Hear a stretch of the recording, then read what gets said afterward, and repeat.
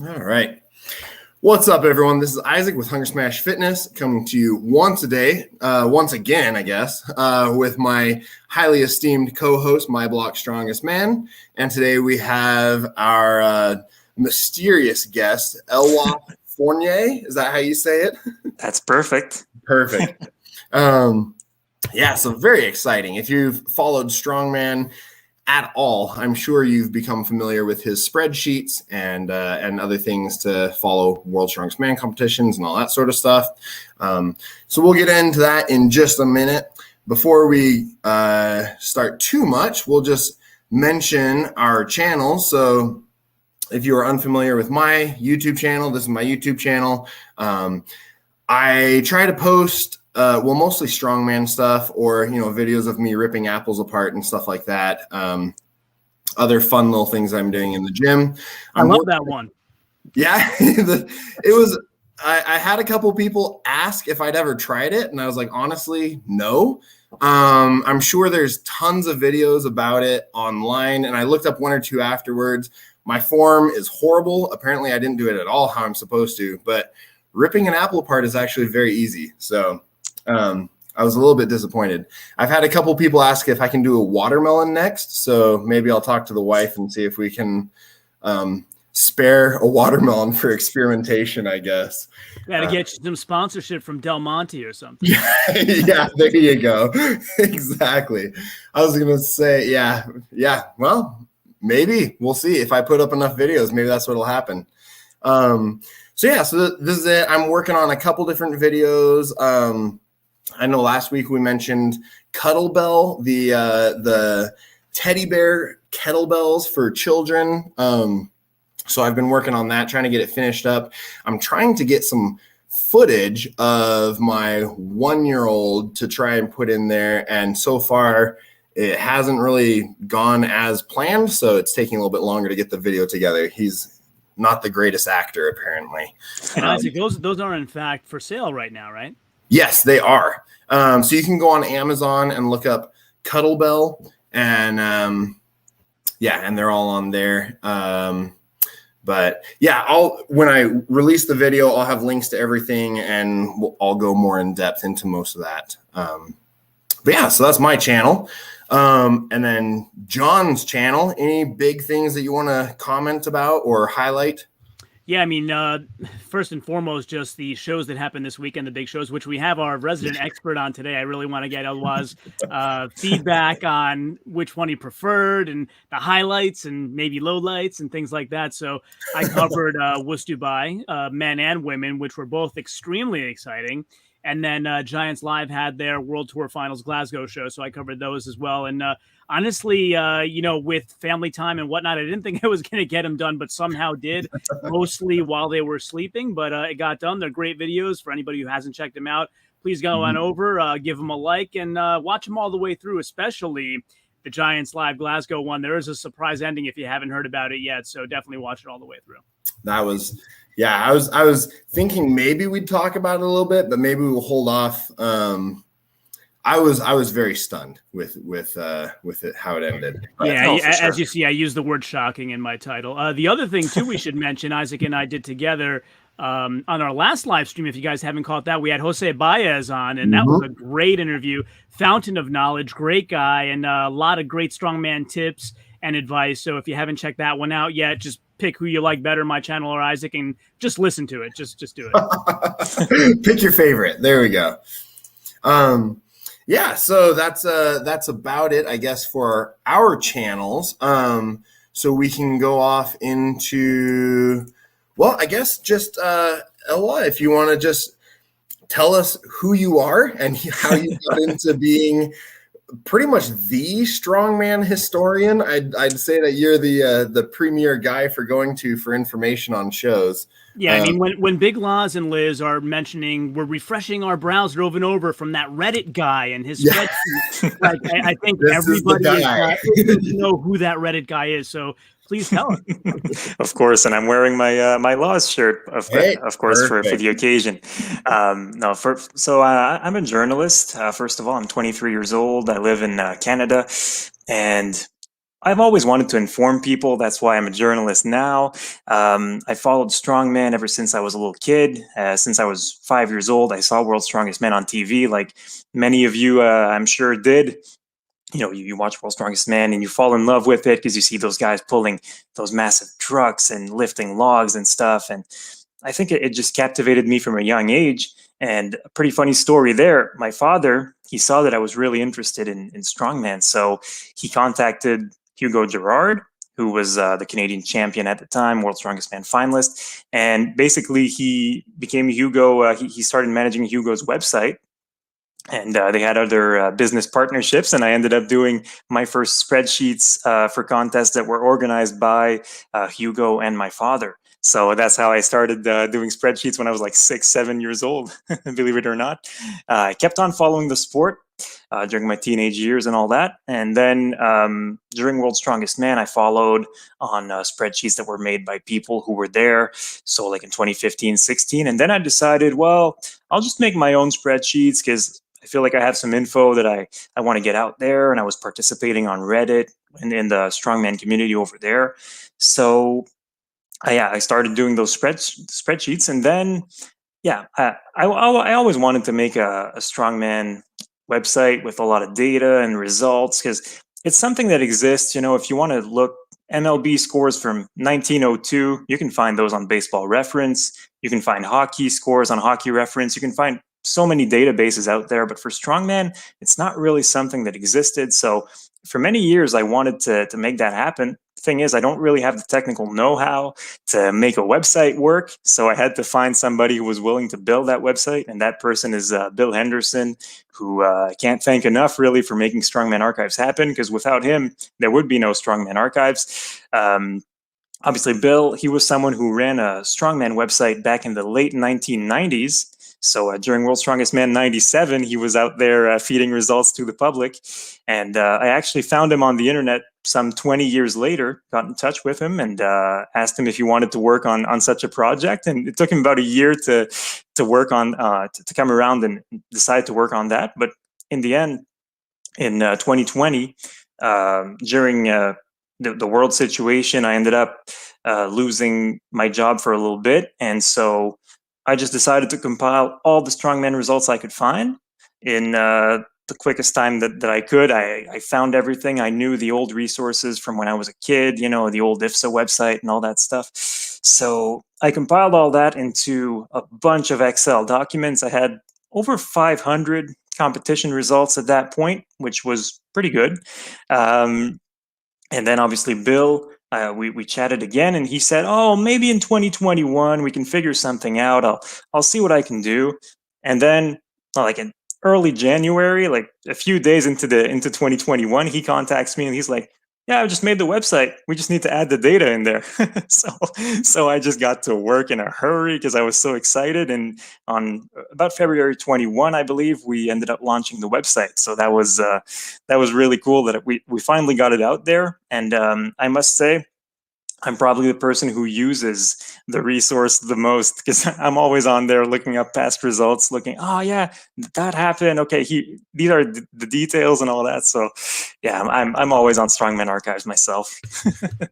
The most shocking thing you said there is, I can't believe you're from Canada. I thought with a name like Eloi Fournier, you were definitely from Southern Arkansas. No, unfortunately not. I've never been to Arkansas. Certainly, probably a beautiful place, but no, I'm from up north, definitely. Anywhere around JF Caron territory or further from that? I know it's a big country. Yeah, it's obviously huge. I'm about 2.5 hours away from JF, who lives in the Quebec City area. For me, I'm from Montreal, so the two biggest cities in the province of Quebec, but they're separated by about 2.5 hours driving distance, so it's still pretty far. Yeah, my wife and I did that trip one time. We went through Montreal up to Quebec City and then back and stayed in Montreal on the way back. It's both beautiful in their own different ways. Yeah, for sure. Quebec City is more of the more historic place, and Montreal a little more modern, the metropolis. But yeah, it's definitely it's different, but they're both nice in their own ways. You're right. Yeah, and I think like the burning question in the audience, and we can bury this until later if you like, no problem, but how in the heck does this guy get so much cutting edge information? Like, how do you know World's Strongest Man results that are just happening right now, but we can bury that for later if you like. Well, I mean, for this year, there's no problem. Obviously, Bill, he was over there in California. So again, we got to give credit to him because he was over there and he was sending us updates real time from every event.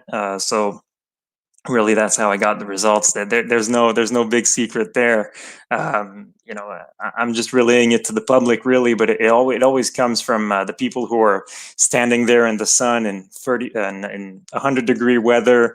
And taking the heat and filming or taking results down and sending them to the eager fans following the spreadsheet. So really, I'm just grateful to have that opportunity to get to inform people. But really, I'm very lucky.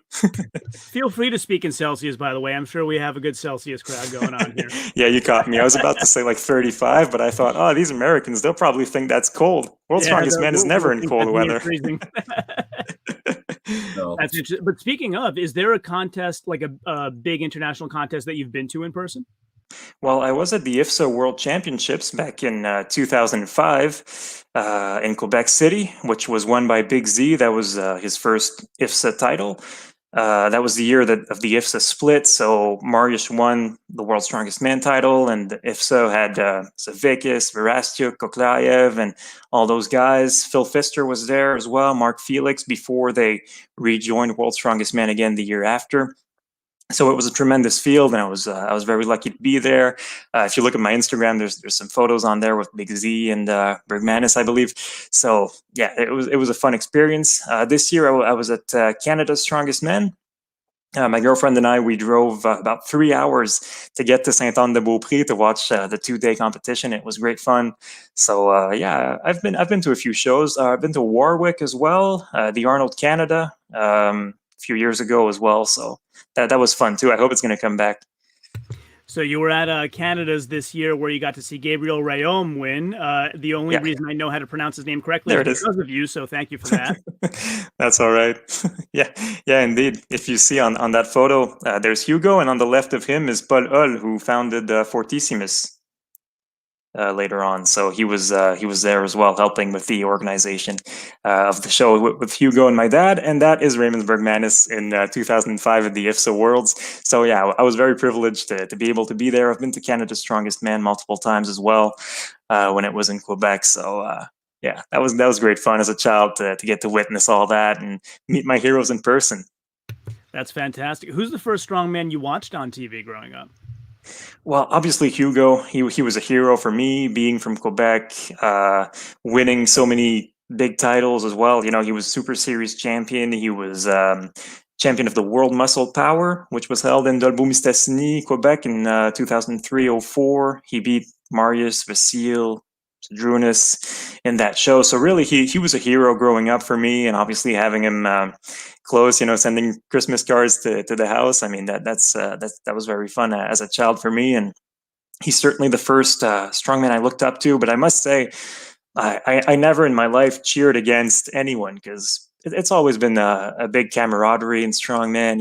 With Hugo, with Sven and Magnus and Raymonds and all those guys, they all got along really well. And for me, it was all about that respect, and this is why I enjoy the sport so much, I think, as well. And it's a shame sometimes that you see nowadays some of the hate between the guys, but really, yeah, it's fun because of that atmosphere where everyone is able to respect one another. You're muted, John. Yeah, sorry. It's abundantly clear to the fans as well. And Isaac can speak as a competitor himself, but just from a fan's point of view, it's interesting because you root for somebody, and if you watch long enough, every one of them will give you a reason to root for them. Oh, for sure. Yeah, well, that's one of the things I've mentioned this before on the channel too. But that's one of the things I love about Strongman is you'll show up at a show, not know anybody there, and then by the end of the day, everyone's just having fun. It's like a big happy family. And you all go out for drinks afterwards and it's just, it's a really fun time. Whereas with I did some powerlifting meets and stuff, and I don't know, it's not quite the same. Everyone's there very much kind of more for themselves, I guess. Whereas strongman, you have a bunch of fat, happy, bearded competitors. I don't know. It's a ton of fun to go. Win or lose or whatever. It's always a good time. Yeah, I think in strongman compared to powerlifting, in strongman it's more about facing the implement, whereas powerlifting there might be a bit more competitive spirit going on, but in strongman it was always about lifting the stone, not necessarily about beating the other guy. So I think that might be the reason why we see a lot more of that mutual respect in strongman. And I think in strongman too, you still have more of that like circus aspect, I guess, a little bit, where the guys are still they're still performers in a way, and that's one reason why so many of the characters like Oberst or Eddie Hall or whatever, they gain so much popularity, is because they have that that performer persona, I guess. And I think the sport in general still appeals to that a little bit, whereas in powerlifting, you're on the stage for 60 seconds, you do your one rep, and then you're off. And there's not any room for that, I guess. So it's just they're just different, I guess. Yeah, definitely. And talking about the circus act and all that, I mean, obviously, Strongman started as a TV show. There was no sport at the beginning. It was a TV show, World's Strongest Men, then became World's Strongest Man, and then the sport sort of slowly grew from there. So obviously, the circus aspect has always been part of it. And with World's Strongest Man, the main competition of the year, it's still a TV show today, right? So you do need to have that show aspect for it to work. And I think with World's Strongest Man still bringing in so many new fans to the sport, I hear a lot of complaints about World's Strongest Man all the time, that we have to follow it on a spreadsheet and all that stuff. But you know what? World's Strongest Man, it's what brings a lot of people to the sport in itself. It's because they see those big guys doing strongman and interesting feats on television, and they want to do it themselves, or they want to watch it more. And so in the end, that I think that circus act is certainly not gone. And not only that, it's huge in making the sport what it is today. Yeah, it's captivating, I must admit, because you have guys like Oberst that Isaac mentioned, but also as I'm watching the Giants live show, I see Pao Dwyer and I say, that guy's a great character. I want to follow him more. Like it's captivating. Yeah, and you do have to have that personality as well to be successful in strongman.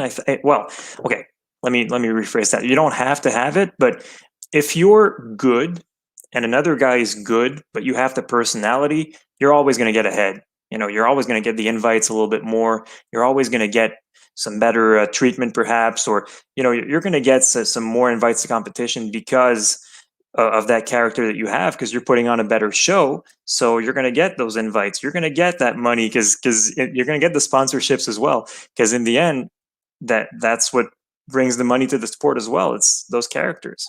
It's true. I mean, you and I know who the less outspoken guys are who maybe deserve to be on the top stage, and maybe better we don't talk about them, but we know who they are, and they're incredibly strong as well, but it helps. Like you say, it helps. Yeah, of course. It's going to help. I don't think it's about to change either, because that's what the fans are looking for. And the success of the show on the History Channel with Oberst, Shaw, Hall, and Best, the success of that show proves that really you can build a big following based on that character. And I think one of the strongmen who we forget a lot these days, unfortunately, Jesse Morandi. He was a big character, and he was someone who really he was going to make the sport take a big step forward in the United States. And sadly, he passed away in 2007. But really, he had that personality to bring the sport to a more mainstream audience, perhaps. And it would have been great to see Jesse continue to grow in the sport with the years as well. So I think the guys like that, and now we have Evan Singleton as well.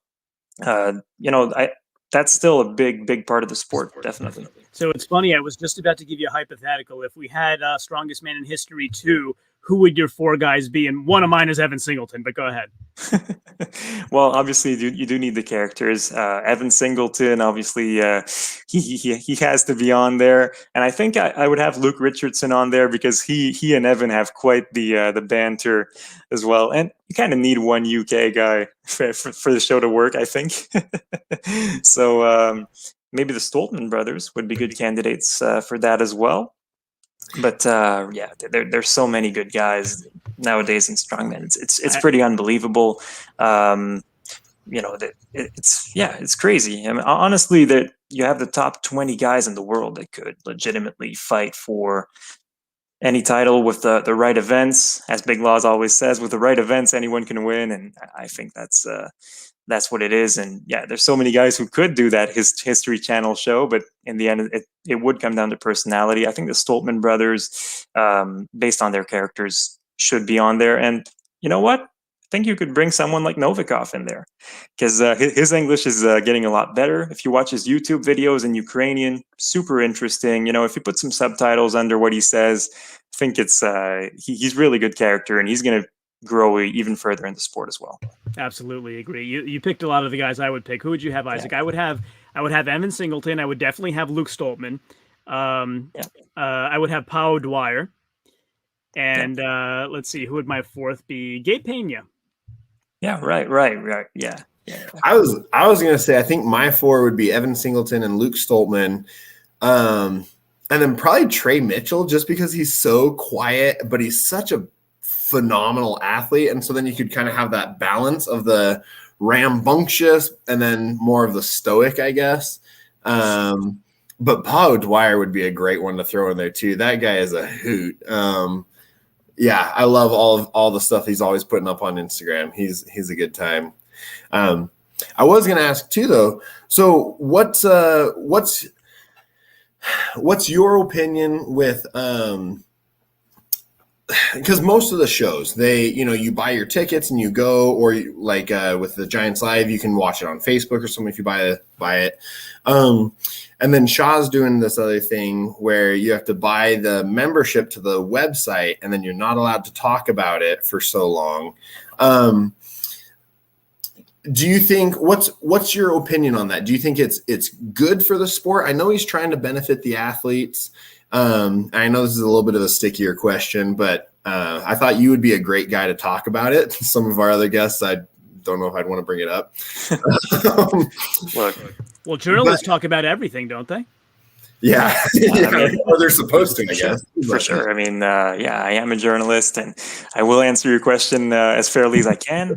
Look, ideally, there would be a live stream. No doubt about it. For me, I was disappointed for last year and this year to have to wait like 12, 16 hours to get the video and watch it. I was disappointed not to be able to share the results. But at the same time, I get it because it's their competition. I don't want to screw anyone over. I respect what the organizers want, right? So, but yeah, it's disappointing from a fan's point of view. It's disappointing from the hardcore fans' point of view. It's disappointing as well because you can't exchange.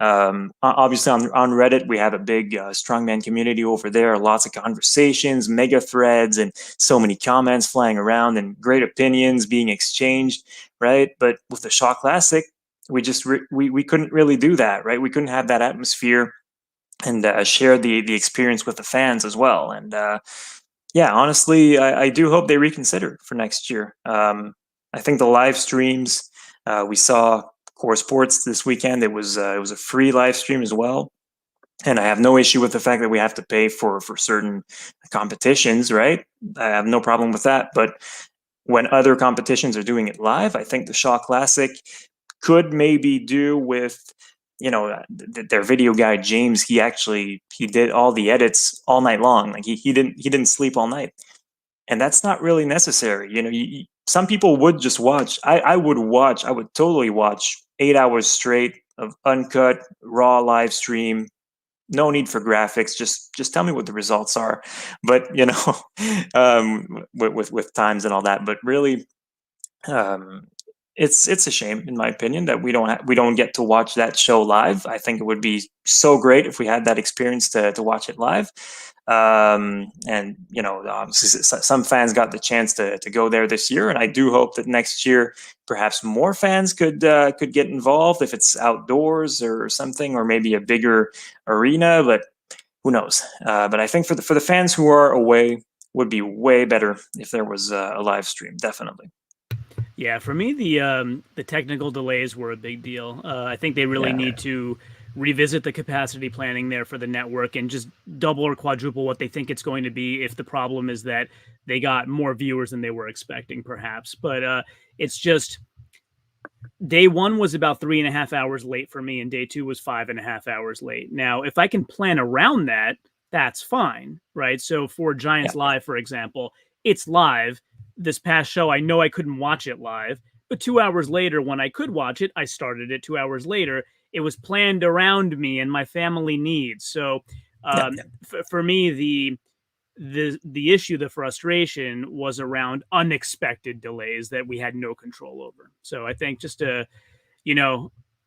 some network planning around something far larger than you're expecting, because it's happened 2 years in a row. But I can't speak on that because Strongman Archives, obviously we had the same issues before, so I can't really say that we're perfect in that regard either.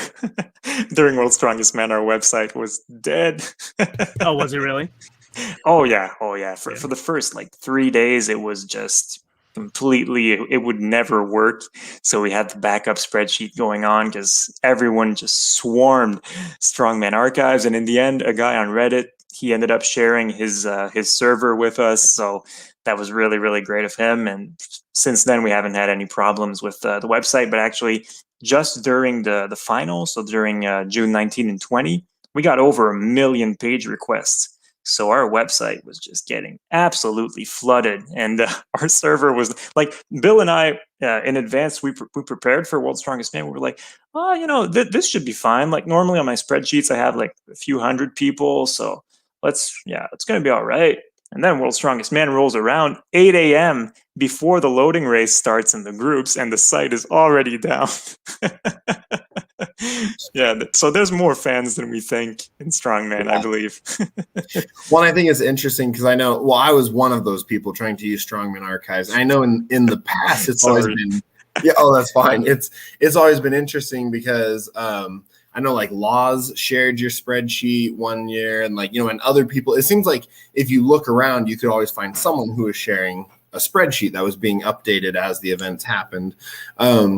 And that was the first time where I was like, oh, sweet, this is going to be like, I can follow it, in person and everything. And then it crashed. And I think I messaged you right away about it. And you shared the spreadsheet with me after that.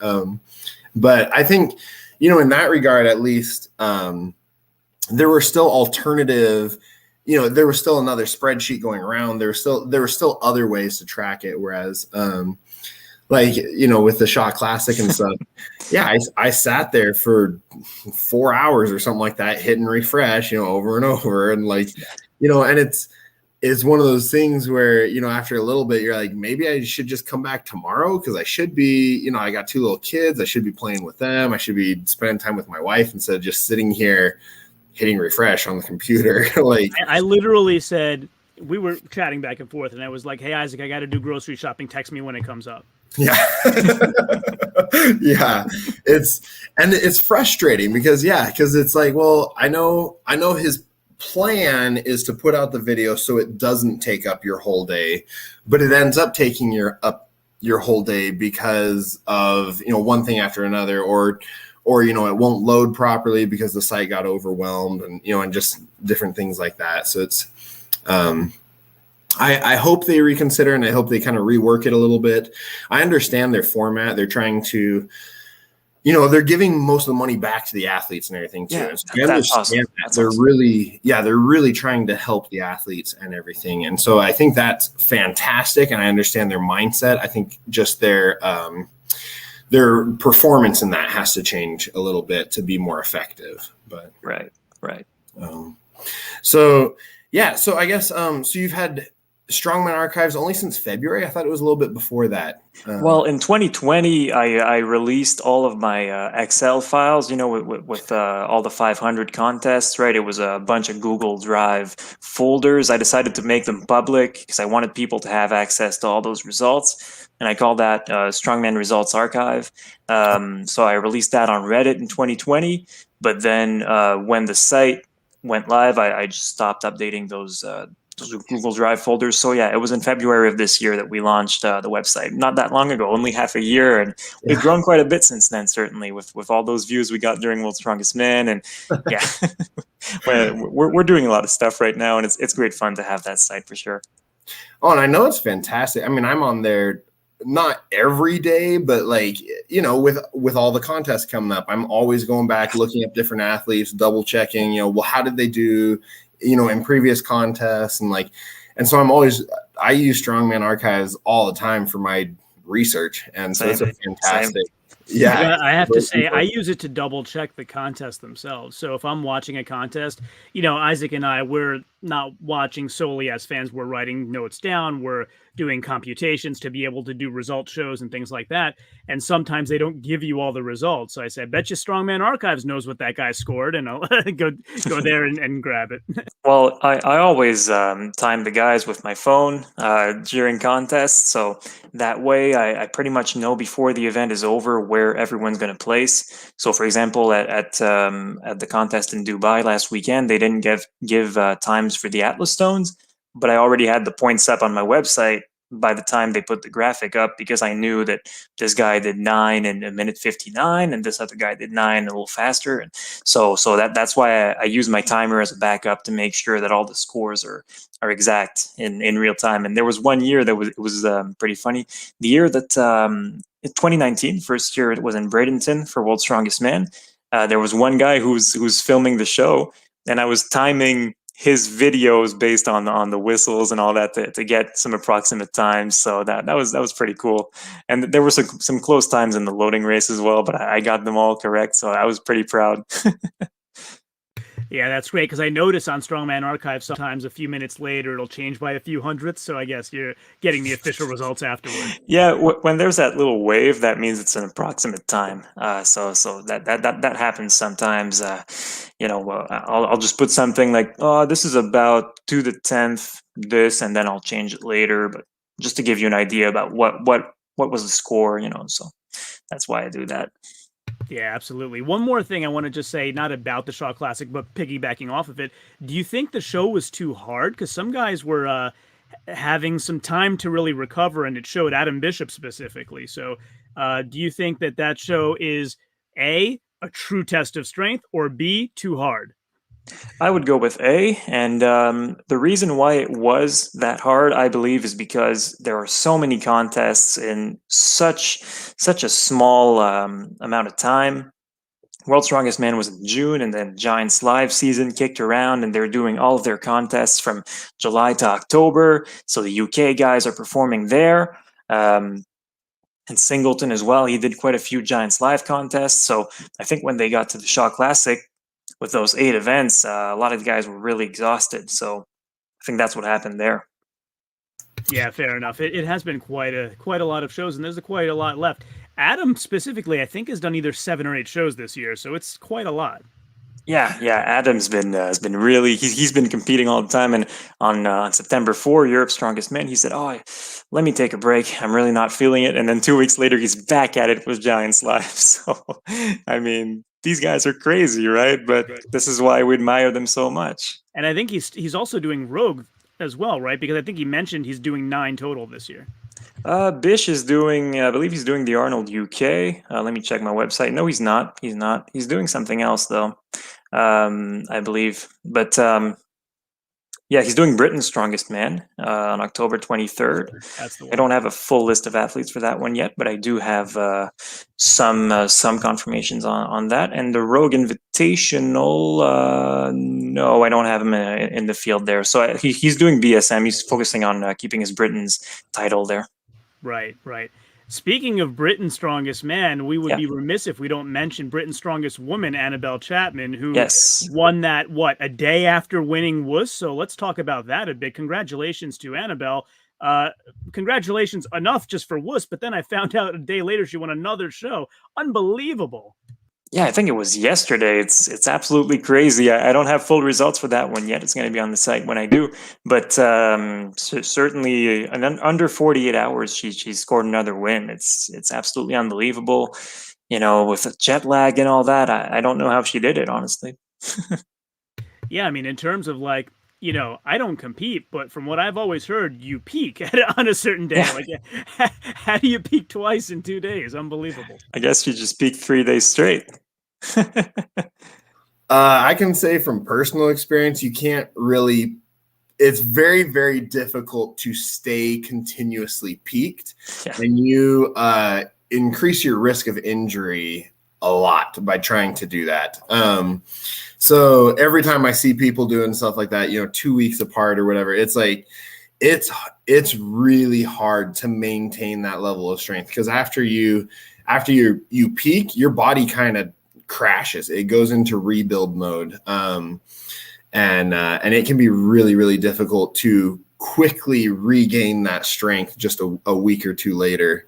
I was going to say also for everyone watching and wondering, so on Strongman Archives, if you're interested how we know about some of the upcoming stuff, you can come over here to the upcoming contests and then just click view all upcoming contests. And Eloi is really great about always keeping this, you know, as up to date as possible for me. I try. I really appreciate it. Sometimes it's hard to find the info, but we do our best. And for some of the smaller contests, we don't necessarily add them in advance. We just, that happened this weekend. Okay, let me add some results quickly. But we do the essential. We do what we can, really. Right. No, I think it's great. I want to give you credit for, Eloi. You've been adding quite a lot of information on Strongman Archives about the ladies these days. So for folks, if you click on the athletes tab there, it'll say men or women, and you can see the women's results as well. So for anybody looking for those, they are there.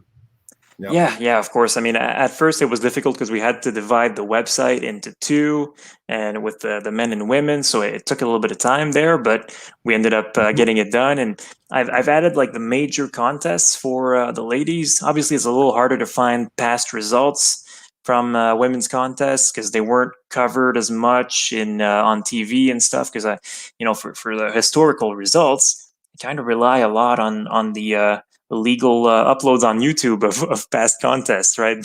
But for the women, it was a little harder to find sometimes. But it's I'm going to keep adding to that as well. We have almost 1,000 contests now on the website. Next year, maybe we'll have 1,500. Who knows? But we'll just keep adding and adding and adding as we can. Obviously, with a full-time job for us, it's not necessarily easy to continuously add info every day, but we do our best to work on that. Yeah, absolutely. I know you've focused more on larger international contests, but if you need any information about the Rainier Classic, I watched that. I have a spreadsheet for you. Awesome. Yeah. For the national contests so far, I've only added like the main, like America's Strongest Man, Canada, Britain, and all that. But yeah, for smaller ones, I'll probably get to do that someday. I haven't done anything for the amateurs yet. Like, if I could leave my job and make a lot of money from Strongman Archives all year long, trust me, there would be like hundreds of thousands of results on there, but I cannot do that. So I've got to pick and choose sometimes what I do and what I focus on, because it would just be impossible to have life and still manage the website and add everything on there.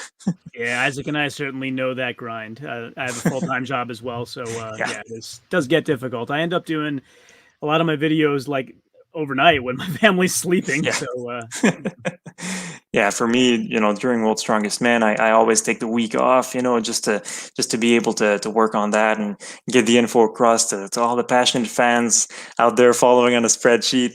During World's Strongest Man, I must say I'm always a little more nervous because there's a lot more people, and I know that if I make a typo, I'm gonna get like 50 comments on Reddit like, "Hey, what's going on? Why is that written down?" So I gotta be really careful before clicking enter. You certainly do add an air of legitimacy, I'll say that, because I mentioned something on one of my videos recently, and I can't remember what. Oh, I think it was about the Shaw Classic. Sorry to keep harping on that, but somebody on Reddit asked. No, not sorry to you. Sorry to Brian Shaw. But somebody on Reddit asked, like, is this true what he's saying about the? Maybe it was the delay or whatever. And when you said yes, I can confirm. Oh, it was the scoring. That's what it was. People take your word as gospel, so you certainly add an air of legitimacy to anything we do. Well, that's very nice. I try to be professional in what I do, even though it's just a hobby. I certainly try to avoid mistakes and applying myself to what I do. If something is written a certain way on the website, you can bet that I've thought about why it's written. For example, some of the historical event names aren't necessarily reflected on the website 100%. And the reason why is because if people are looking for certain records or a certain event, for example, if a deadlift in a contest was called like cheese lift, I still called it deadlift, because it helps people find what they're looking for.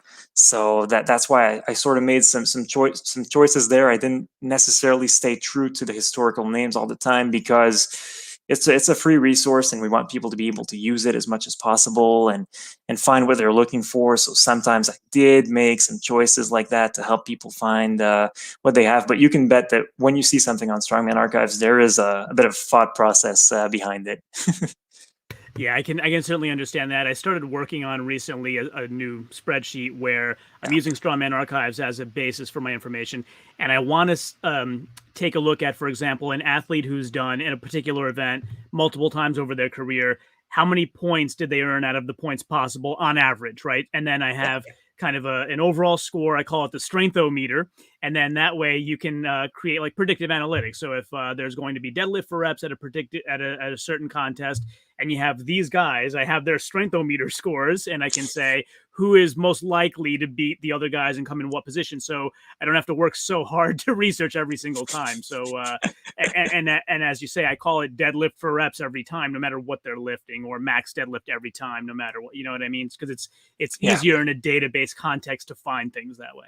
Yeah, no, of course. I mean, if you go to an athlete profile on the website, there's the events tab at the bottom. You just search for like deadlift and you're always going to find what you're looking for. So yeah, that's why I did it that way. So yeah, there's always a reason behind it and why I decide to make certain things a certain way. For example, if a competitor did not attempt an event, there's going to be something specific written. If the competitor attempted but didn't get anything, there's going to be something different written. It's going to be like 0 reps, whereas if they did not attempt, it's written withdrew or did not attempt. So I do try to bring that level of precision as well to make people understand what's going on.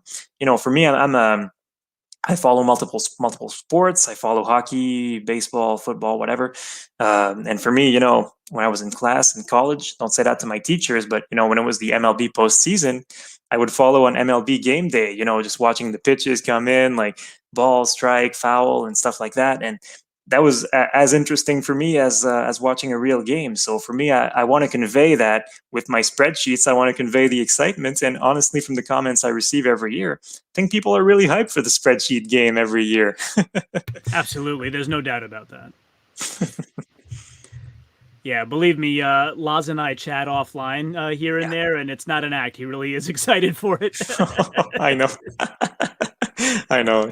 Yeah. They really do enjoy that, and I actually helped them out as well this year during Worlds, sending them graphics and stuff for their videos as well. I'm a big fan of their channel, and so yeah, that was great. It's always great to exchange with them, and I often agree with their opinions on things and about where the sport should go. So yeah, I'm definitely someone just like you who follows their channel very much. And that's why I have these shirts as well. They are a gift from Auntie Liz that I'm very grateful for. So Fantastic. yeah, for what I do. So yeah, I'm just really lucky again for this community and strongman in general. It's brought so much to my life. Like yeah, it's really awesome.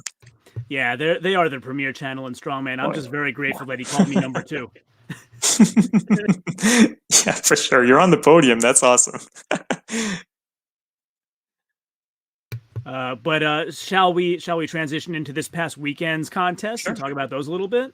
Let's start off with a simple question. Which did you like better?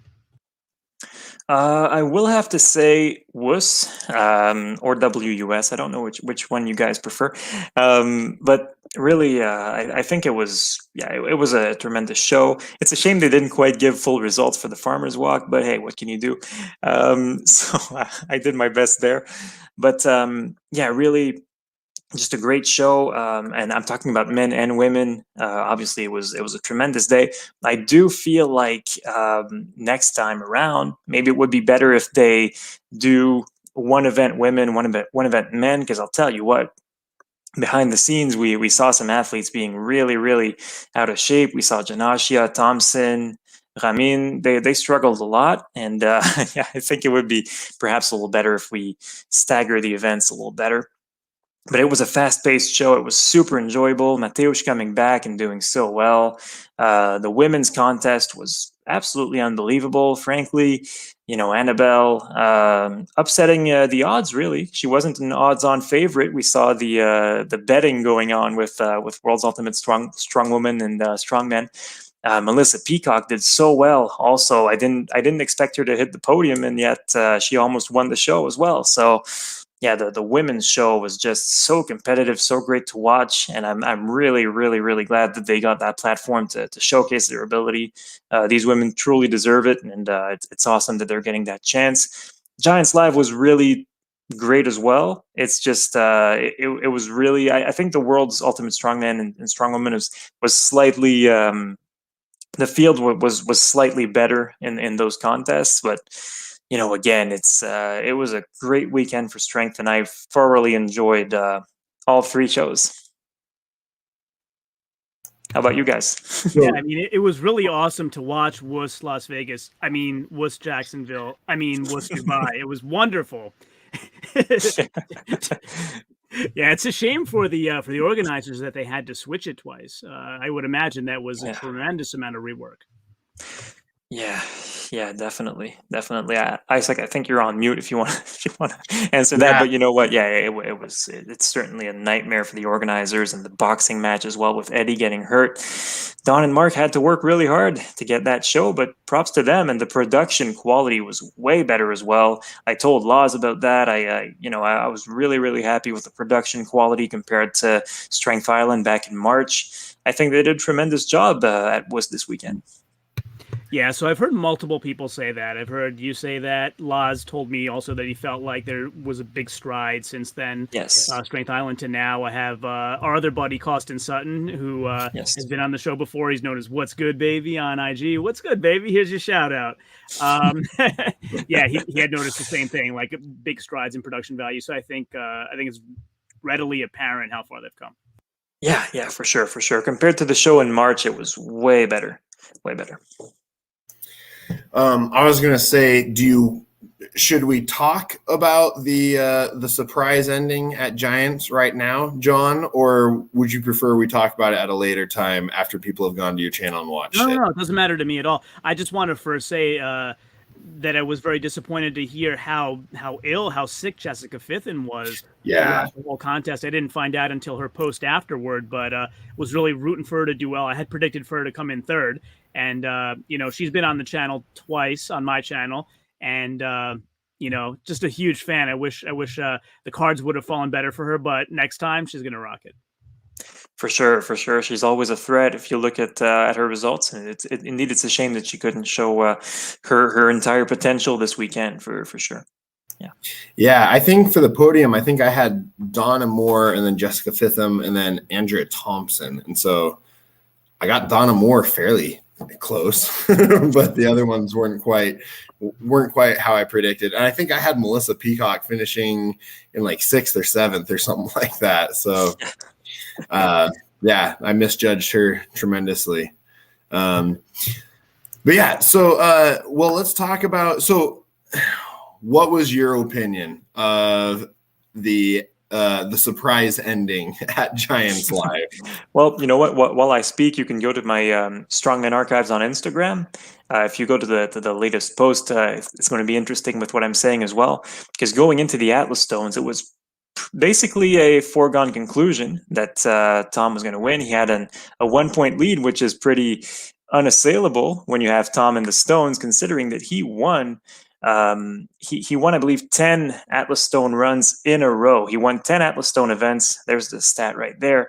From September in 2019, he never lost in the Atlas Stones until this weekend. So it was basically a foregone conclusion. And if Tom stumbled, then obviously Evan was going to win, because Evan now is a beast at stones and he's super quick. He did them in about 20 seconds in the earlier Giants Live contest. So it was a 2-horse race going into the Atlas stones, right? And unbelievable. I mean, they both dropped the same stone at the same time in the same manner. I don't think we could repeat that in 100 years if we tried. It was insane. I mean, when you see Tom go down like that to his knees, and then Evan suddenly, I don't know if he saw in the corner of his eye his opportunity and he fumbled it or whatever, but really it was just an impossible ending. And then I was frantically trying to calculate the points, and then obviously I realized Luke was going to win the show by a single point. So yeah, I don't think Luke expected that. I certainly didn't expect it. I don't think anyone in the world would have gambled on Luke with Tom going into stones in the lead. But yeah, just a crazy ending. Obviously the best ending for the Stoltman family, 1-2 in Scotland. Yeah, it was very interesting because, as I mentioned, I watched it a little bit later. I was probably 2.5 hours behind, and one of my faithful subscribers on my channel kept DMing me on Instagram saying like, "Hey, how about that Atlas Stone ending?" And I said, "I haven't seen it yet." And I said, "Okay, I'll leave you alone to watch." And an hour later, "Hey, have you seen the Atlas Stones yet?" No. And so that's why I never write to you during contests. Yeah, thank you. I appreciate that. Yeah, I do enjoy the surprise. Some people don't, but I do enjoy the surprise. Yeah. So thanks for that. But yeah, so another hour goes by, and and I'm going to and fro from family activities and whatnot. So he writes me again. Oof, those Atlas Stone endings. I'm like, all right, I'm getting there. And I'm thinking in my mind, I never would have conjured up what actually happened. I'm thinking in my mind, did Tom mess up on purpose to give Luke a win? And then then I get to it and I couldn't believe what I saw. I mean, it would have been more likely Tom would have done it in like 8 seconds than what happened. It was just so impossible. I mean, not only Tom bobbling, both guys on the same stone in the same way, the stone rolling off at the same time. It's unreal. It won't happen again. Yeah, no one else bobbled a stone. That right? No. They were the only two, and they're arguably the two best at stones in this group. I mean, yeah, you could argue both ways, but yeah, I was very shocked. Yeah, I mean, Maxime and Andy had some really, really nice runs earlier. Luke, when I saw his time, I was like, oh, he just missed by 4/10, and that might cost him like one of the top 2 spots, but clearly not. One of Luke's stones, when he put it in the hole, kind of rolled just a little bit, maybe a few tenths. But other than that, his run was pretty perfect, I thought, and I said so on my video. I mean, so many perfect runs. You look at Adam Bishop, he made a small mistake, did 23 seconds, and that's like a mid-pack time. So I think, personally, it's I know there's a lot of contests. I know the guys are tired, but clearly that set of stones is too easy. I think they should bring back the 200-kilo fifth stone to finish the season off, but I don't think they're going to do that. But in my opinion, that would be the better test of strength. When you see all the guys doing 5 stones in under 30 seconds, it's just a little bit too easy, in my opinion. I would agree with that. I think I'm not sure of their exact reasoning for why they picked that series, but I would agree that at the end of the season, I wish they would do the heavier set. Yeah. But what did you think of Kevin Ferriss setting the new world record with the nickel stones? Well, I mean, that was a great event to see. We saw it last year at Europe's Strongest Man at Allerton Castle, in England, and it was a great event there. And now we got to see some of the guys with really good grips. Some of the international guys coming in: Ferriss, Boudreau, Singleton. Who were my favorites, along with Andy Black. And I mean, those guys really stepped it up. Certainly, Andy Black had the record at 21.5. Ferriss barely beat it. So these guys are really, really getting better with these stones all the time. And I think if we see it in contests more and more, I think we could see 30, 35 meters at some point as the guys get more comfortable with the handles, more comfortable with making the turn with the stones. It's going to be fascinating to watch, and I do believe that Giants Live, if they go back to Scotland every year, these stones are going to be coming back every year as well. Yeah, the interesting thing is when Kevin Ferriss started, he sort of tried to go a little too fast. Yep. And typically nickel stones, from what I've seen, are unforgiving. If you make a mistake, you don't go far. But he went far anyway. Like he was able to make adjustments, and his first drop I think was pretty close to 20 meters. I mean, he made it most of the way. And then the difficult part is you have to turn with them, which is unbelievable. Like, why not make the track just longer and not try to kill these guys? But whatever.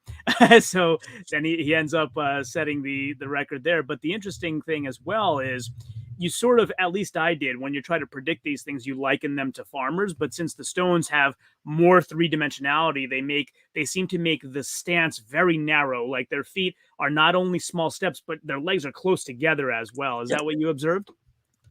Yeah, it's a little bit like the farmer's walk at World's Strongest Man with the giant wooden logs like they had in 2020, and some of the guys lost their grips early on because the massive logs were hitting their legs and they would lose their balance. And I think with these stones, you can be surprised early on with how awkward they are. They bang into your legs. The handles as well are a little strange in the hand. So you saw some of the guys were using a hook grip and other guys didn't do it. I think it might have cost a few meters for some athletes, but yeah, it's really interesting to bring these new tests in there because it really shows who's more adaptable. I think if you put a Novikov on that event, he would do really well just because he's Novikov and he adapts to anything. You could toss him in a pit of fire and he'd be fine. So yeah, these events are really, really fascinating to watch. And indeed, yes, some different techniques used. And some of the guys, like Evan, for example, his first run, he went really far and then couldn't really get any farther afterwards in the second run. Other guys did an okay first run, but then got a few more meters. It was really interesting to see, and I'm looking forward to see that event again, for sure. Yeah, me too. Absolutely. It was interesting to watch. I like seeing different things. And how about that crowd really getting behind the Stoltmans? We got to see their dad come out. That was a cool moment as well. Yeah, definitely. We saw Ben on TV at World's Strongest Man, but now he got the chance to be there at Giants Live for certainly a big moment. Oh, Stoltman won too. I don't think we saw that at an international show yet. Stoltman won too, so it was certainly a big moment for them. Which he's not that small of a guy, but when he's standing between Tom and Luke, he looks tiny. I'm like, are you sure you're the dad? Like these guys are giant. And by the way, just to give myself the obligatory pat on the back, I had predicted Luke to win this show, and guess who I predicted to win? Was Alexi. Yes, that's true. You told me that earlier on. For me, I never predict the correct winner, but that we have a Strongman predictions website on Reddit, and I always do pretty well over there. So nice. I never predict the correct winner, but it's event by event, so I'm able to get points that way because I'm consistent. Nice. Yeah, I have to say my predictions have gotten lots better since I follow Big Law's methodology, which is look a lot less at Instagram and look a lot more at past contest performance. Yep, definitely. On Instagram, it's pretty easy to make yourself look good on your own implements. And yeah, I think since Big Law's roasted you a little bit, I think that got to you, and you're able to make a better job. It's all in good fun. We're buddies, so I just take it as a learning experience. No, of course. But let's talk about the women. What about the women's show? Let's talk a little bit more about some of those. What were your big surprises? For me, it was Melissa Peacock, like you said. But then, when you look at her structure later, her legs are huge. Like, of course, she's going to be good at a yoke, but the yoke was so wide. Like, somebody of that stature, and not just her, even the larger competitors like Corey Butler had to reach all the way across to basically barely touch the sides. It was such a wide yoke. Yeah, and they had two places where they could hang on the yoke. Some decided to hold more at the front, some more at the back. It depends on how you're comfortable, really. But certainly, Melissa did a great job on the yoke. I didn't think it was. I thought she had that event really, but turns out she was a little bit behind Donna when she dropped for the last time. But yeah, really, it was a very close event at the top there. I think again, like so many contests, and I wrote that in my article about that contest. Annabelle showed that consistency is what matters more than getting the big event wins, right? I mean, she only won a single event, but she placed top 4 in every single discipline. So that was really what mattered. I believe Alexei as well on the men's side. I think he only won a single event as well, which was the log. So in both of those contests, and Luke Stoltman as well in Giants Live, he didn't dominate like 3 events either. What matters is consistency. You can't have one chink in your armor, or you're going to get caught by someone who's always finishing second in every event. So on the women's side, we certainly saw that with Annabelle. She was good at every single thing we threw at her. So she was certainly a deserving winner. She was the most complete athlete on the day. She was the strongest. Yeah, I have to say for me, the toughest to predict was the log press for the women, because almost every woman on that roster is a premier presser. Like, Yes. not just okay, but incredible presser. And I had a heck of a time predicting that event. Yeah, for sure. Predicting for the women was tough as well, because we didn't have as much data as we do for the men. But yeah, certainly Andrea really stepped up there on that event.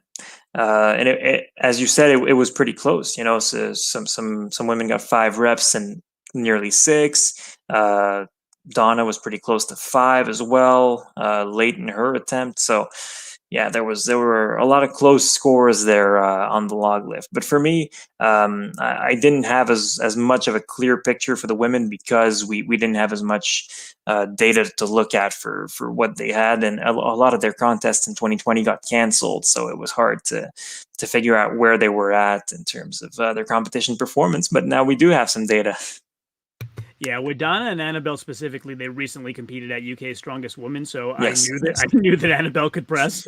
yeah, for sure. We have we saw UK's Strongest Woman. Annabelle was 5th there, and then she wins that world title at WUS. So it's pretty funny sometimes how it goes with the various events that you have, and sometimes you're going to have a weaker event in one contest. You saw in 2020 Novikov, he lost the Ukrainian crown and then won the world title 2 months after. So sometimes it just depends on the day, how you show up, and what the events are, and if you make a mistake or not. And you can win an international and still lose a national title fairly easily later on, or close to that. So yeah, it's certainly interesting to watch, because everyone is capable now in top level strongman and strongwoman.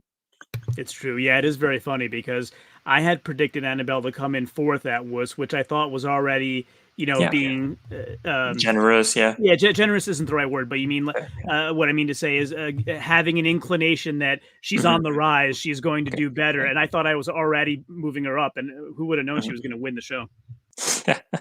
I certainly didn't think so. I mean, Donna and Andrea were clearly the favorites going in there. I think everyone was naming them as 1 and 2, and in the end, that's not what happened at all. So you never know. What do you think, Isaac? What was your favorite part of the WUS Women's show? My favorite part? I don't know. I always think it's fantastic seeing these women perform anyways, just because, like, you go in the gym and you see everyone else, all these big guys and everything, they're lifting weight, and then you see these women go in lifting heavier weights than what these other guys are doing in the gym for reps, or running with it, or whatever else. And so, like, I just think it's a ton of fun anyways, no matter what the events are. But kind of piggybacking off what you guys were talking about a little bit, I think just that's my favorite thing about strongman, is that you can't, anyone who's really good at one thing usually doesn't do that well overall in strongman. Not to pick on Iron Bibby. I think he's a phenomenal athlete. I love the guy. And he's insane at overhead pressing. But that's kind of it, like, that's his specialty. And so that you see guys like that, and then you see guys like Tom. Tom's really good at the stones, but he's also working on everything else to ensure that he doesn't have a weakness. And those are the ones who end up doing so well, is not the ones who are just phenomenal at one event. because it's not powerlifting. You can't have your squat carry you through the competition. You need to have this balance of everything and be open to Travis has talked about this before too, where like you show up at the competition and it's supposed to be an 800-pound deadlift and all of a sudden it's at 850 and you're like, well, I guess that's what I'm doing now. Like, you can't just have your sights dead set on one thing. You need to be flexible and like, okay, I guess we're adjusting this here and this is what we're doing instead. If you're talking about the contest I'm thinking of, it was 879. Probably. Oh, 879. Okay, yeah. I'm pretty sure we're talking about the same competition. I wasn't going to call names or anything. No, we don't need to do that. But that's also what I love about Strongman too, is that like, or you do a cheese deadlift and you're like, all right, is it actually that amount of weight? It's going to move differently. It's going to, and so. Depends if it's Swiss. If it's Swiss, there's holes. So. Yeah. There you go. And that's one of the things where I know, like, not to pick on Brian. Brian is a phenomenal athlete, but he's so analytical about everything. And I think that's what's held him back from really winning more competitions, is because he becomes so stuck in this is how you move this implement. This is how you do whatever. And sometimes it's like, well, sometimes you just got to pick it up and run. Sometimes you got to move faster, and do you mean like when I was doing that stone load in the woods and the bees were chasing me, I just had to move faster? Just got to move your feet faster. Yeah, exactly. By the way, just a quick note on, I'll let Eloi talk about Brian, but a quick note on Bibby. I think he did make a turn though I think it was a Strongman Classic where he did well in everything until they pulled him out of the Atlas Stone. So I think he is making a turn from being good at just pressing. Right. I think he is improving. He is becoming more well-rounded. But at this time, if he's competing, I wouldn't necessarily pick him to win really any competition unless it's a press-heavy competition. But again, that's just my opinion at this moment. And as we've all seen, everybody's opinions don't really carry much weight when it comes to competition.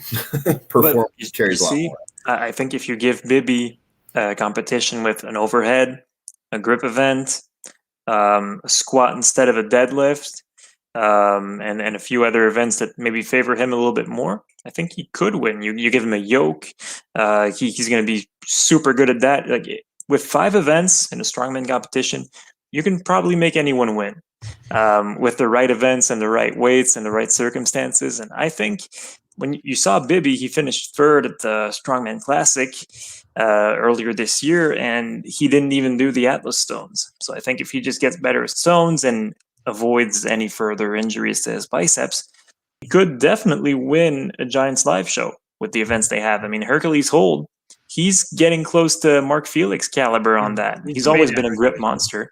And yeah, certainly he's improved his all-around game a lot. And we saw it in 2017 as well. He already was very good at frame carries and yokes and some of the events. But I think really if he decides to train seriously for World's Strongest Man next year, as long as he avoids the stone off, if he can win his group, he can make the final. And that all depends on how the groups shake out. And it's way too early to say, but I think with the right events and the groups, if he can somehow eke out a win in his qualifying group, then I think it's possible that he does it. But he would need the perfect set of events. And then we have Tylen, World's Strongest Blacksmith, in comments. He just said, Bibby can deadlift 440 kilograms, so he's not only a great overhead, but he's soon to pull. I'm assuming he means 455 kilograms. Yeah, that's a lot. I think so. Yeah, that's a lot of kilograms. That's not a misprint. Yeah, there you go. 455. My fingers slipped. Yeah, no, Bibby's really strong at the static tests of strength. And to get back to Brian as well,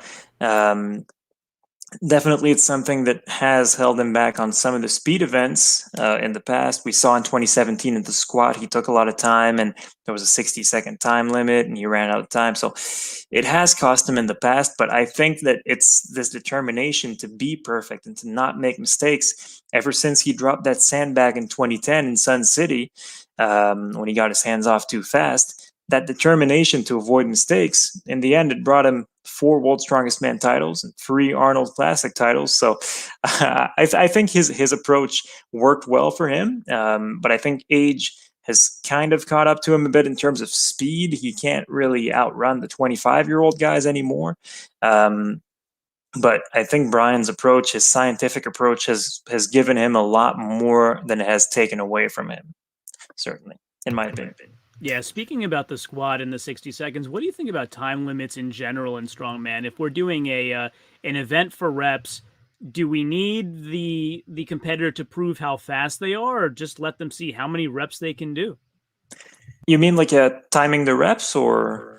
No, yeah, like a 60-second time limit, complete as many reps as you can. Why? Yeah. Maybe there's a good reason. It's just an open question for you. Do we need a 60-second time limit, or if Brian can do 20 reps and the other guys can do 10, shouldn't he win? I mean, you know, it's a TV show first and foremost. If we're talking about World's Strongest Man, and that's how the sport started, and all the competitions evolved based on that. And for TV, you can't have a guy doing reps for 10 minutes. You know, you gotta restrain that a little bit, because you're under some constraints there. You have to keep the show under an hour, so you have to set a time limit. The traditional strongman time limit of 75 seconds is probably the preferred one, in my opinion. I think in 60 seconds, you see a lot of guys just completely running out of time, but they haven't run out of gas. Whereas in 75 seconds, you see more failures from guys who have given it all they had, for example. And I think picking the right weights is very important as well for rep events, more important than some people, some outside observers would think. Because if you pick a weight that's so heavy, time's not going to matter because no one's going to rep it. Well, obviously, it's not a great show. And if you pick a weight that's so light that everyone's going to rep it for 4 minutes if you don't stop them, well, that's just too light. You know, you have to find something that really tests the athletes, and you have to find something that after 60 seconds, they have maybe one more rep left. You don't want to leave that much in the tank. But again, I think 90 seconds is a little bit long. Maybe it's just because I'm used to 75 seconds, because that's what strongman's been about since so long, really. So 75 seconds, I think, is a pretty good benchmark. But 60 seconds, you'll see a lot of guys who end up running out of time in certain events. So probably a little bit less. At first, I thought you were talking about sometimes when they time each rep in the log lift, for example, and he's like, 9 reps in 57 seconds, but that's not really common in strongman in general. No, yeah. Not at all. So, Isaac, I'll let you give your opinion now, because I have to go check on my kids for a minute. Be right back. Sure. Well, personally, I think I prefer the 75-second time limit, because I agree with the 60 seconds. Most people, I think, can kind of hit that if the weights are picked properly. I think with that, like Brian's talked about the rule of thirds, and Law's talked about the rule of thirds and stuff before, where you want 3 people who can do it, you know, fairly well, 3 that are going to do it and kind of struggle, or, you know, and a third is going to fail it, basically. Yeah. And ideally, if you set up your contest correctly, you should have, you know, kind of in that range, and that way it makes it a little bit easier to determine who the actual champion is and everything. So I think more so than the actual time limit is setting the correct weight. But obviously that doesn't always happen. Let's see what I said. I think if they can, so Tyler says, I think if they can't do a rep after a 10-second rest, the timer stops. That's how I'm doing it at ESM. Yeah, I think that's a pretty good rule. And I think that would be kind of like you mentioned a little bit ago, where that would be the problem with running no timer is someone's gonna sit down for a minute and be like, all right, well, like, bring me my gummy bears, bring me my salt, let me get ready to go, and then I'll bust out 2 more reps, and well, at that point, what's the point? Yeah, you got to set a bit of a limit there, because obviously gamesmanship is very important in big competitions, and you're going to have some people trying to take advantage.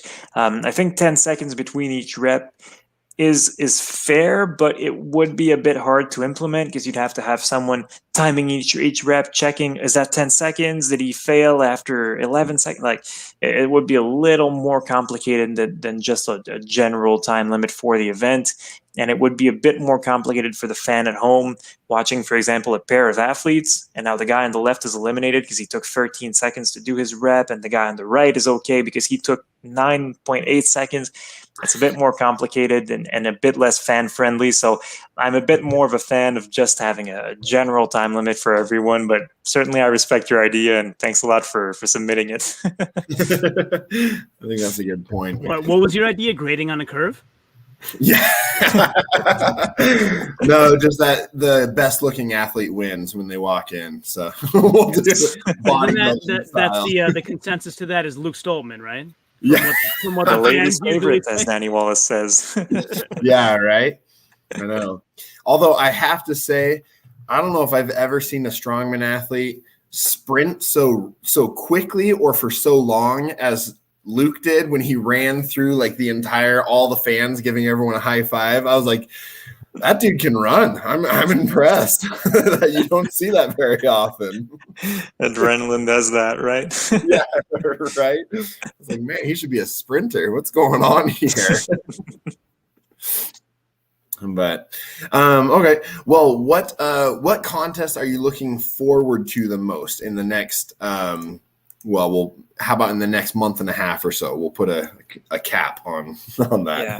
We'll put a cap just after the Rogue Invitational so that I can win that contest. Yeah. There you go. I'm pretty hyped for that. Obviously, to see Martins back in action. Mateusz, he showed so much promise in Dubai. Novikov is always so exciting. To see Brian Shaw as well, who he's not a guy who competes a lot anymore. He does World's Strongest Man. He does his show, and now he's going to do Rogue. So it's going to be great to see the Stoltman brothers against Mateusz, against Alexei. It's going to be the first time, and against Martins. I think it's going to be the first time since 2019 that we see all those guys in one field. And then you add JF, you add Kearney, who's coming back, Shivlyakov, Pritchett. It's just going to be an absolutely insane show. So yeah, that's certainly the one I'm looking forward to the most, even though there are quite a few shows that I'm going to be following closely before that. But the Rogue Invitational is going to be insane. It's going to be as high quality as the Arnold Classic, definitely. Can I ask who you're picking to win it, or is it too soon? Tell me the events, and I will give you a winner. Okay. For me, it's so dependent on the events that I can't say like, oh yeah, this one name springs to mind. I would have to have all 5 events. I've heard rumors about like Wheel of Pain, Max Deadlift, and Dumbbell Medley being in there, but still very early to tell. For a Dumbbell Medley, I would obviously look at Mateusz and Alexei to win those, but that's such a wide open field, and it all depends on the events. It will be interesting to see a deadlift because you have JF in there, but you don't really have the massively huge deadlifters that you see, for example, at Europe's or in Manchester. Novikov is really good at deadlift nowadays. How does he stack up against Shaw? We haven't seen those guys deadlift in a while in the same contest. So it's going to be very, very interesting to watch, and I'm really looking forward to that one. Another contest that is going under the radar a little bit is in early October. Middle East Strongest Man. Now, what's interesting about that one, and Strongest Woman as well, but I don't have the competitors for that one yet, so I'm not as hyped. Basically, for the men and women, the top 2 are going to be competing at WUS shows next year. So that's a direct qualifier for WUS, and that's a direct qualifier to face the best athletes in the world. And you've got some really interesting athletes in there. You've got a bunch of Middle Eastern guys I've never heard of, and you've got Kordiaka, who was Ukraine's strongest man. He beat Novikov in 2020. You've got Markov, you've got Pavlo, You got Makarov as well. So you got these Eastern European guys who are trying to earn their spots at WUS. And for Pavlo, well, it's going to be his first chance at redemption since the incident at Giants Live. So it's going to be interesting to watch. For the women, I was only given one name, so I don't really have the field of athletes yet, but I'm sure it will come in due time. And for the women as well, the top two move to WUS. And what's interesting with that one, you see if you can go back, please, to the Middle East Strongest Men. It's the same events as what we just had, but the weights are much lighter. So you're going to have Pavlo and Markov, who are really strong guys statically, but they're going to have to run with a 350 kilo yoke for distance. I mean, it's going to be an all-out sprint, so it's going to be interesting to watch. And I did hear a lot about the Palestinian competitor, Herzala. I saw some videos of him. He looks pretty strong, and I think with these weights on these events, he could do well and surprise some people. But I'm not sure if he can beat the Eastern Europeans. So these are guys. Two of those guys, we're going to see them at WUS next year. So I'm very much looking forward to that one. And now we are as well. That's awesome. Yeah. Yes. So another thing that Eloi, you're very known for, maybe not known to me for, that other people should know, is how to pronounce strongman's names correctly. So I don't know, you can totally tell me to buzz off, but any chance that you'd want to go over that spreadsheet you put together on the air right now, or maybe we save it for another time? You decide. Okay, so basically, I sent you guys. I sent a few YouTubers that spreadsheet to make sure that the names are pronounced correctly, because sometimes it grates me a little bit when I hear some names and I'm like, this should be said a little differently, like Gabriel Réaume at the Shaw Classic. His name was butchered a little bit over there. I think if they had just asked him how to pronounce it. You don't want to do it. I'll do it. Ready? Gabriel Room.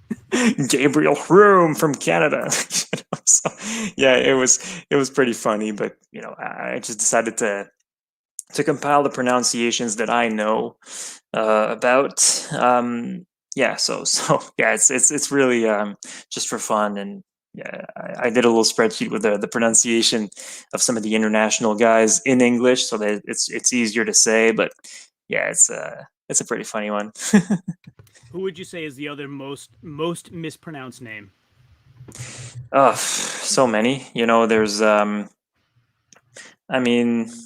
let's take a look at that one. Yeah, we got some women in there as well. Rauno Heinla is something I just learned last weekend. That's Laz and Liz who talked to him, and he was like, it's Heinla, not Heinla. So I learned that one just this weekend. But yeah, really, it's I don't know if there's one name in particular that gets butchered a lot, but yeah, I did that for fun. But obviously, some of the athletes on there are up and coming, and it might be important to learn how their names are pronounced for the future. But yeah, so certainly a lot of names that are difficult to pronounce. And I think if you're more familiar with the strongmen, you're going to learn how to pronounce their names pretty fast. Yeah, it's interesting. I learned about that one the same way you did, Rauno Heinla. And then as I thought about it, it made sense because I'm of Italian heritage, right? So if you try to pronounce it like a European would, it's easy to know it's Heinla, because the E in, Romance languages is right? And then the I is E. So if you put E, it's Heinla. Yes. So if you're from that part of the world, it's common sense if you really think it through. Yeah, definitely. And for me right now, I'm just for fun, on Duolingo, I'm trying to learn some Russian, so that I can talk to the athletes from Eastern Europe a little better and maybe get some interviews with them at some point in time. So I'm definitely trying to step up my game in that regard. So I got my friend Igor in Siberia who's helping me out as well with that a little bit. He's pretty impressed with my improvements in Russian, but yeah, it's something that's going to help as well with pronouncing these names from different regions.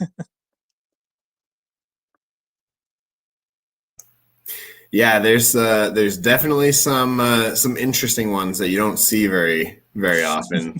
Well, and it's funny because my last name is Ungersma, so that's actually how my nickname started, was you put an H at the beginning and an SH at the end.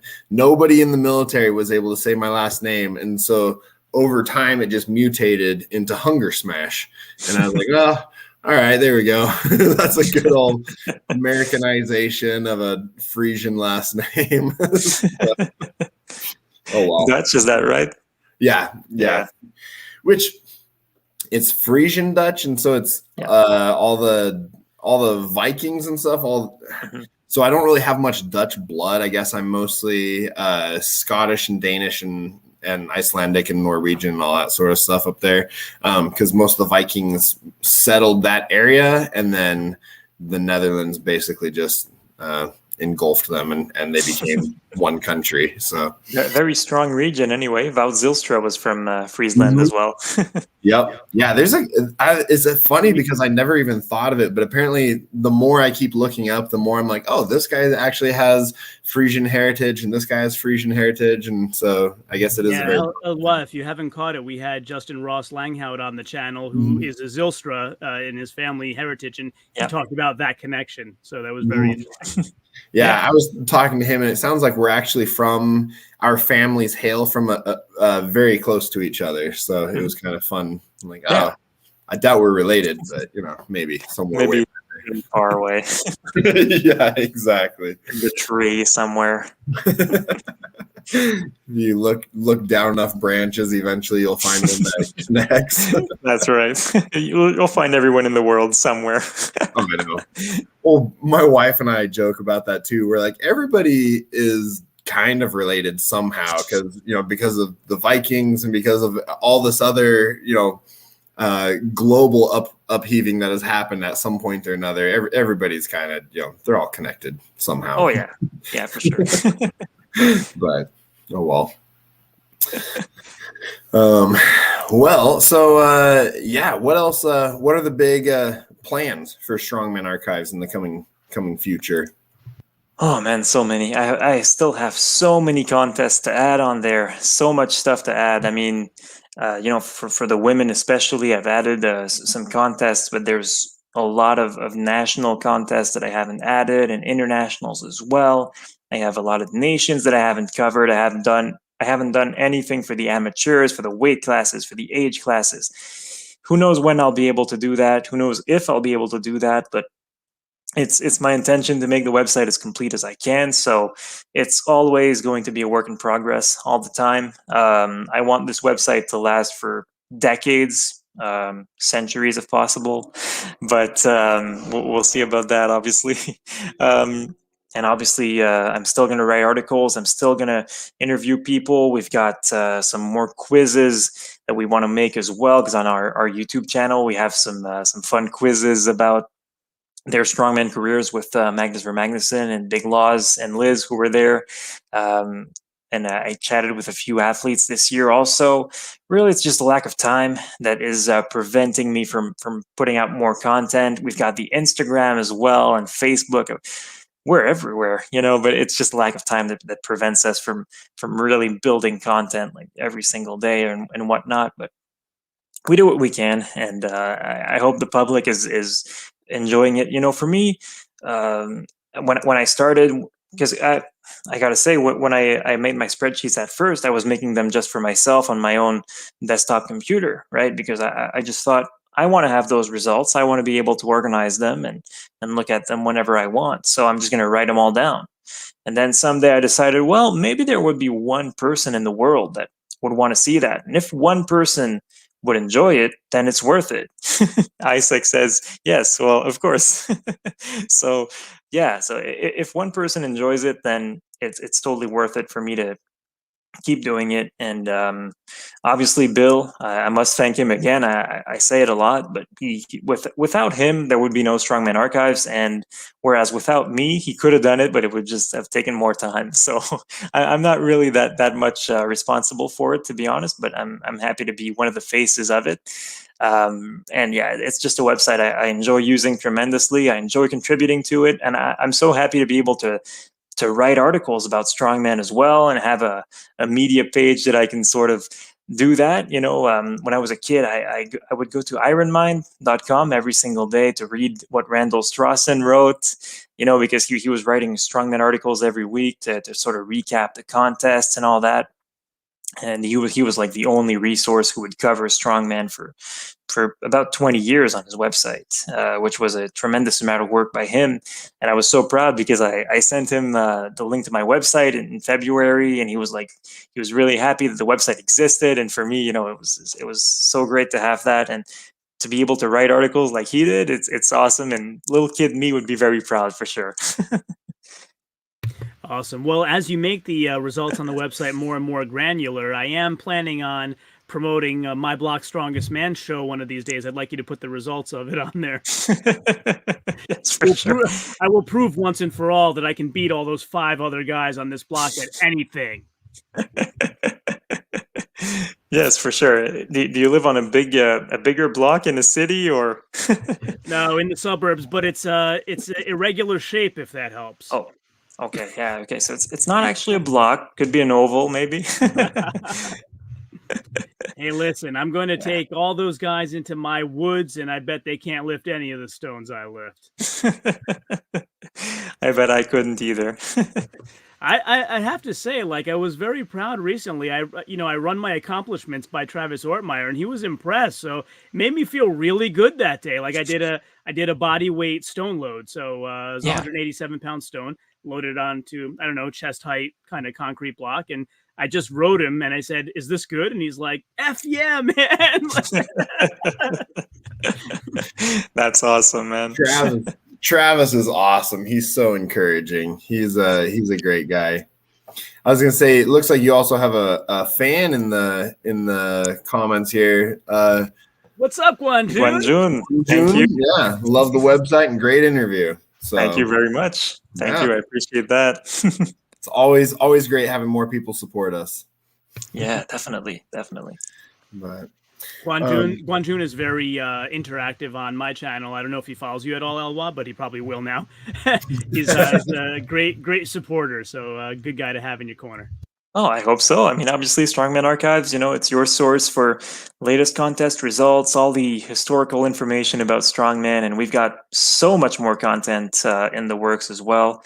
I'm actually working, but this is a long-term project, so don't hold your breath on that, but I'm working on a really long video about the IFSA split and why it happened, and what ramifications it had. I'm supposed to meet up with the former IFSA director who was the director during the split. So I'm supposed to meet him at some point, and then we're going to work on that. So that's another big project I'm really excited about. But lots of deep dives into the history of Strongman are going to come at some point. Yeah, we've got 4 videos right now. We're going to get some more out there. Just give us a little bit of time. So just a reminder to everybody, please like this video and subscribe to my channel, and then head over to My Block Strongest Man, subscribe to his channel, and then head over to Eloi, or switch the order, or whichever order you want to do it, and subscribe to his channel as well. Make sure that you're all subscribed across the board.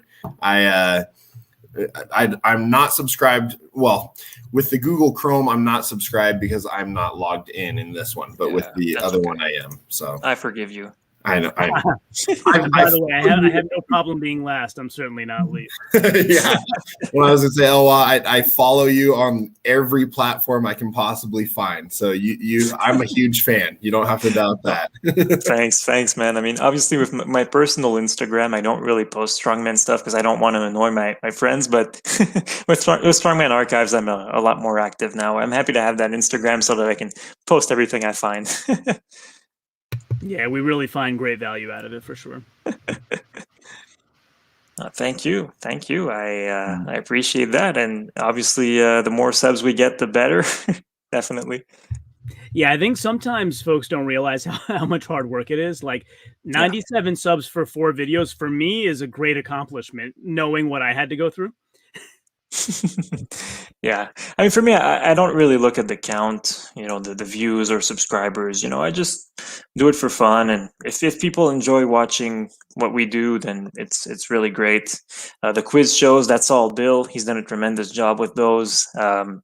So he's a big quiz guy, Bill, as well. So he definitely did a great job with those videos as well. So yeah, we've got a good little thing going, but we just need to build the consistency a little bit better. But again, it's a matter of how much time we have on our hands, and a lot of that time, I would rather write an article sometimes about a show because I'm more of a writing person. But who knows? Maybe I'll make more videos as well. Yeah, I noticed there that you interviewed Chris Van der Linde. What did you think of him? I interviewed him as well. Yeah, right. Yeah, he's a very fun guy. He's got potential. It's a shame he got ill at World's Strongest Man this year. This year he was the only rookie at World's Strongest Man, so I figured I was going to interview him beforehand and see, who he was and what lifts he had and stuff like that. So, and then actually the official World's Strongest Man channel even used some of my video as well to promote World's Strongest Men. So I was happy to see that. Oh, that's awesome. Yeah, I interviewed him before World's Strongest Man as well. Yeah. Really, really nice guy. I really enjoyed my talk with him. Yeah, for sure. And for anybody who hasn't checked it out yet, they should check out your interview with JF Caron in French. I thought that was awesome. Yeah, that's on my other channel. I subtitled it, but yeah, it was a fun chat with JF. It's in French, but yeah, it's all got subtitles, and JF in there. He's got a few nice little stories about his international travels and about the Arnold series as well, which they earn a little less money than you think from these shows. So it's a pretty interesting chat. Taxes and fees like Verizon charges me on my cell phone? No, I mean they have to pay their own travels. Yeah. It's very hard to be a pro strongman still these days, and not a lot of guys internationally can do it full time. There's a lot of guys who are very good, and you'll see on Strongman Archives they have these big lifts and they enter these contests internationally, but they have to work 40 hours a week because can't afford to compete all the time. So it's still a fairly unknown sport, and we've yet to reach even a quarter of the potential of what we could reach with strongman, for sure. Yeah, I remember listening to that portion of your interview with him. Didn't he mention something like the top 5 guys in the world can live off of strongman, something like that? Yep, yeah, that's what he said. Obviously, I think there's a few more guys now who've left their job to compete, solely to compete. I think Adam Bishop is one of those, but those guys have to compete a lot more because they have to live off the prize money. So, and obviously, you talk to Travis, you know his story. When you compete a lot, you get injured a lot, and when you get injured a lot, well, you can't pay the bills, and because you can't pay the bills, you have to compete injured. And when you compete injured, well, you're gonna get more injured, and it's harder and harder. It's a cycle, and obviously it's really, really hard to live off the sport these days. And you see the prize money that's getting thrown around now this year, World's Strongest Man and Wuss and Rogue Invitational, and the prize money just keeps going up, and the Shaw Classic as well. I can't forget that. So the prize money just keeps going up, and it's really, really awesome for the athletes. It's awesome for the fans too, because we're going to get better shows. Yeah, I was just wondering, can you envision some sort of model where strongman wouldn't have to depend on prize money, meaning they wouldn't have to win shows, like they would have salaries like other professional athletes? Can you envision some sort of model where that could be possible? That was IFSA in 2005. That's why the IFSA split happens. That will be part of my my story of IFSA whenever it comes out. Might be in 10 years. I will wait. Might be in 10 years. I am swarmed with with so many different projects, but yeah, so basically IFSA in late 2004, they made most of the big guys in the world sign contracts, but only for the bigger names, and they had a guaranteed salary yearly. So they got Sven to sign, and Zadrunas and Vasile and all those guys. Mariusz was the only one who didn't want to sign. And so basically those contracts ended up going for the 2005 season, but then they kind of ran out of money a little bit. They couldn't afford to pay all of these salaries, and after that, IFSA was struggling and strapped for cash for the rest of its history, so it didn't work out. However, these days it's a lot different. There's live streams. It's not, the sport is not dependent on TV revenue anymore. Different federations can definitely make a living on live stream if they sell it right, if they promote it right. And if the sport keeps growing, yes, I 100% believe that at some point we are going to have some annual contracts signed by athletes. I just hope that it doesn't come at the cost of another split, because we're seeing a lot more political turmoil, shall I say, in the strongman world. And I think it would be a shame if, for example, an athlete signed an exclusivity contract with one federation and couldn't compete somewhere else. It would be a shame to see that, in my opinion. We want to see the athletes compete wherever they want, whenever they want. And I think with yearly contracts, it might be a bit of a risk to see some athletes getting attached to certain promoters, and then they would never compete against others. And I think Strongman is in a good place right now, but big things, major things might be coming in the next few years with all these new federations and these big contests popping up. So Guan Jun was asking, and I know you're not a fight fan, Eloi. He was asking, what do you think Devin and Thor made for their fight? I have no idea. I have no clue. But I would imagine quite a lot. I mean, why would Devin accept to get punched in the face just a few weeks early if there's not that much money involved? I'm sure he got a pretty good payday out of it, even though he probably expected that he wasn't going to win that fight. I mean, he has a little bit of a fighting background because he did Canadian Special Forces or something like that. So he's probably been in some brawls. But a stand-up boxing match, from what I saw, he didn't seem to quite know what he was doing. Yeah. But still, that takes massive guts to step into the ring against Thor. I just think he has a lot of mileage on him at this point, right? At his age and everything his body's been through, you can't expect him to move like a guy Thor's age moves around, who hasn't, gone through those same sorts of things. Like Devin's arms don't fully extend. And, I've done one boxing training session in my life against a multi-time world champion, and arms that don't extend are not helpful. Yeah, of course. I mean, you're at a reach disadvantage already when you're against Thor, so it certainly doesn't help. Well, and everyone likes to talk about how, inexperienced Thor is and everything. But even so, I mean, he's massively larger than Devin, and he's been training at it for a year and a half now or whatever, whereas Devin had 5 weeks, something like that. And it's pretty hard to develop skill in 5 weeks. I will say that. Of course. I mean, Devin's doing well enough with his own YouTube channel and his arm wrestling and everything else. He's holding his own in the social media world, at least. But yeah, for sure. Well, probably go ahead and get close to wrapping it up. We've gone for about an hour 40 so far. So,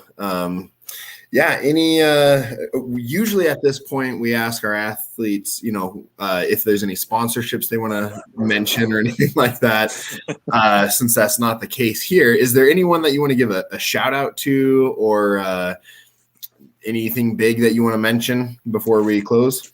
Hey, first of all, big shout out to Bill Henderson again for making the website happen. Big shout out to you guys for inviting me on tonight. And shout out to everyone who follows on a spreadsheet, who looks at our website. And I appreciate doing that, and I'm going to keep doing it for many, many years. So yeah, I'm just really, really humbled and happy to be here tonight chatting with you guys. Yeah, it was wonderful having you on. It's very gracious of you to accept and spend this time with us. Of course. So yeah, maybe we'll just go through one more time, I guess. So after you're done with my channel, and after you subscribe to my channel and John's and all that, make sure head over to Strongman Archives on YouTube, hit the subscribe button, turn on the notifications. And then head over to Instagram and start following Strongman Archives on Instagram. And then head over to these Strongman Archives and read all the shows that he's put in here, which is hundreds now, it seems like. Nearly 1,000. Nearly 1,000. We're going to get there in a few weeks. So if you need some good reading, some good research material, Strongman Archives is where it's at. It's amazing. So and if you've got data that I don't have, just send it to me. You can find me anywhere. If you've got stuff that I don't have on the website, there's some people who have been very helpful and sent me some things, and I always appreciate that when I can get contest results that fall right into my lap. So that's always appreciated. Are you looking for things that are not international at this point, or not yet?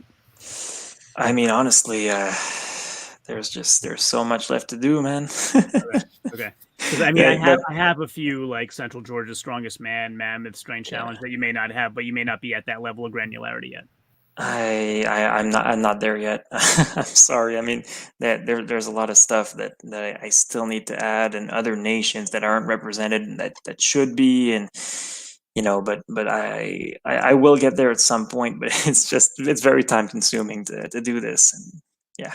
Yeah, for sure. We can appreciate that. All righty. Well, well, thank you so much for coming on, Eloi, and John, thanks for joining again as always every week. Thank you guys. So that's it for today, and just remember to always improve that 1%.